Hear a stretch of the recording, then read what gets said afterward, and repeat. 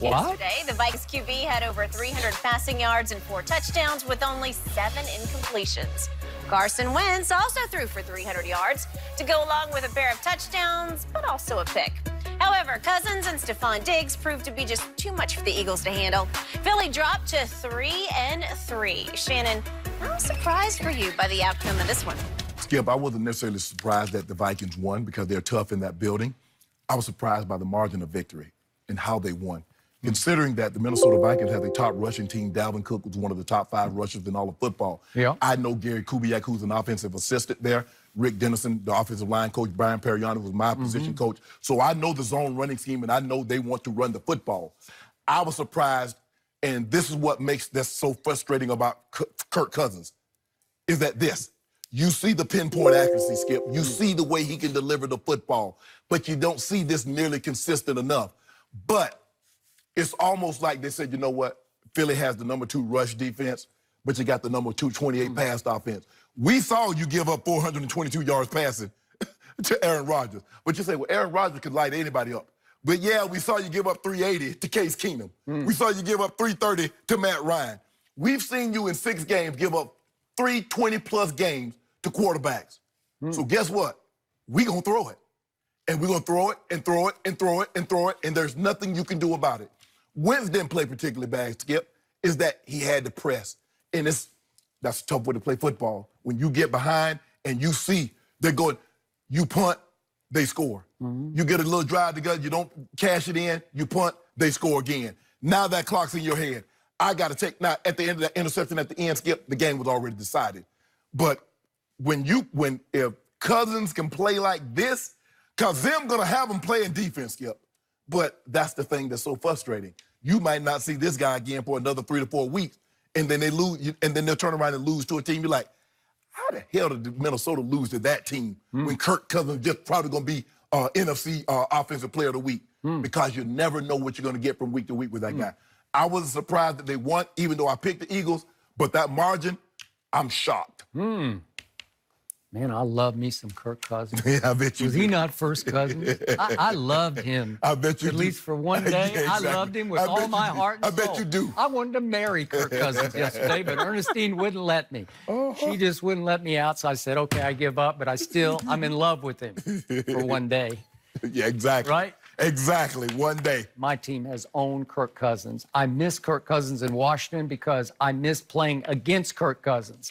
And all I needed to know about the Philadelphia Eagles was that Kirk Cousins looked like a world beater yesterday. I've never seen anything like it. He's threw touchdown passes of 62, 51, and 11 to Diggs, and Thielen he just hit with a little 6-yarder. I thought he hit Thielen on another one with 9:31 left in the second quarter. He hit him, and it went down to the 1. I thought he got both feet in bounds. I don't know. They said no. But the point was that was a field goal, or it easily could have been 42-20. So the Eagles got blown out. The Cowboys have not gotten blown out, even though they were down 31-3 and 21-3. They roared back in both games and made it a showdown to the wire game. And the point is that the Eagles looked lifeless and hapless on defense yesterday because they cannot cover the pass. And as you point out, they've fallen all the way to 28th against the pass. They're 23rd in points allowed as a defense, so they're not really getting to the quarterback. No. Because Cousins had enough time because he will flinch. He will crumble psychologically and physically, and they never were able to hit him enough to make him flinch, to make him lose his nerve. Yeah, you got to get to him early. You get to him early. If he gets to you early with a 62-yarder, look out. It's over. Here it comes. So what I saw was a team that came in first against the run. The Eagles were first against the run. And I don't know how Minnesota did this, but they rushed it 35 times for 122. That's pretty good against that defense. They didn't abandon it. No. They ran it, even though they were getting big chunks in the passing game, Skip. They're like, we're not going to totally deviate from this. We're going to keep you honest because they still don't want you teeing off on their quarterback. We got Kirk in a comfortable situation, Skip, where you don't know if we're going to run, you don't know if we're going to pass. So we're going to keep you honest. We're going to run just enough. They only average, 3.5 yards a carry, but that was just enough to keep them honest. And then Cousins could play action, and then there's Diggs over the top. So I'm going to ask you what you kept asking me in the opening block of the show. Where was the quarterback? Don't tell me about the defense. First quarter again. Where was the quarterback? Where was your man? Walk it to him, who I call bounce it to him. And yesterday I called him old stare him down Wentz, because, boy, he will stare down his receivers. He will lock you in and throw this ball through that brick wall to that receiver, whether defense likes it or not. I don't know where he was. He played okay. He made a few good throws, but when they really needed him to, he was wild high, wild low, just wild-eyed. Deer in headlights. Look, they lost the game. Oh. So it doesn't matter how well he played. At the end of the day, if you lose, it Could have been a shootout, but I couldn't find Carson Wentz. He couldn't stand up to Kirk Cousins. Well, where'd your guy come? Where did your guy come last night? Guess where your guy came? Yeah. A table for 3. Him, Jerry, and Zeke came to my restaurant and ordered a special, a flaming hot ale. That's what they got, yes. You should have given him a private room, because he leads the NFL in QBR. You know what? Every patron in your restaurant would have protested if you had shut out Dak Prescott. They said, let him in. Just let him in, because he leads this league in QBR. Carson Wentz, not so much. So, I don't know. That's the Cowboy special. That's on the menu, the Cowboy special. Carson Wentz had a decent QBR. He was 71 yesterday, but my guy was 74. I don't know. And how lucky were the Eagles that they got to play against Luke Falk at Philly, the Jets. Luke Falk, who then got cut. He was so bad against Philly, they just flat out cut him. They don't even want him as their backup in New York. And we had to deal with the guy coming back from mono, and it was a huge inspiration to that team. And Greg Williams was hot. My team was decimated by injuries. So I'd say the degree of difficulty was much higher for us. They're the Jets. They hadn't won any games, and they beat your team, who you said is the best team in the NFL, in the NFC. So stop. I just know they're the best team in the NFC East.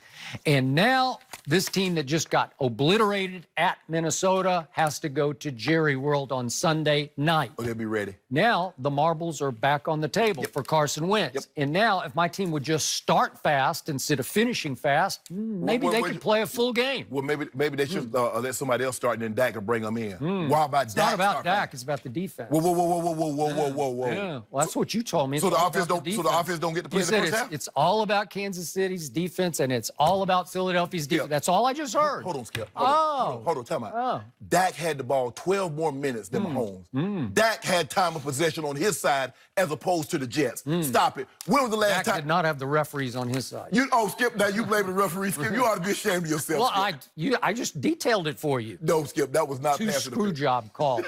Come on, robberies. They're both robberies. You ought to be ashamed of yourself. Cost me 6 points, and I lost by 2. Skip, stop this. Yeah. Stop it. Sorry. You know it was a pick, and you know that was not pass interference So on the Jason Garrett. only thing that can level the playing field on Sunday night is my team is decimated, and I don't know who will be able to play. But give me my tackles back. Give me Amari back with a thigh bruise, and maybe it's just bruised. We'll see. It might be Give me Randall Cobb back, It might and be all a of a strain. sudden, What if it's here a we strain? go. Yeah, I don't know. Because Usually, they said it was just a knee to the thigh, so... I didn't see him take no knee to the thigh. I just see him catch a little out pass and fall down. That's what I saw. He tried again. They threw him another pass, but I don't know. He couldn't run. But you know what happened now? He said he'd been having ankle problems. You know what happens when you start favoring? Plantar fasciitis problems and an ankle problem. If you start favoring one size, what happens? You better hope. You better hope he can't go. You better pray. You better get your voodoo doll out. Why you think I would want that or wish that on somebody? No, you wish it on my guys like crazy. No. Yep.